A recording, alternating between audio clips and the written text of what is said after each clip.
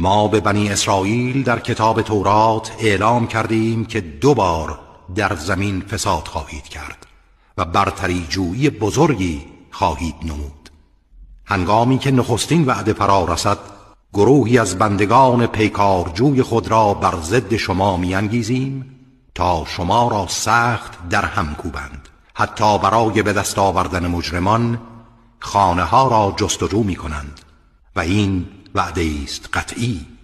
سپس شما را بر آنها چیره می‌کنیم و شما را به وسیله دارایی ها و فرزندانی کمک خواهیم کرد و نفرات شما را بیشتر از دشمن قرار می‌دهیم.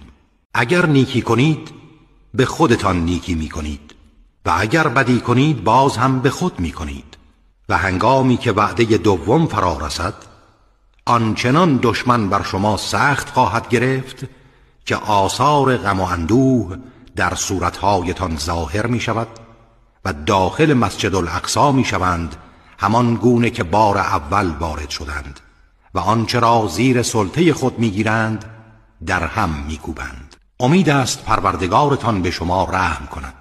هرگاه برگردید ما هم باز می گردیم و جهنم را برای کافران زندان سختی قرار دادیم.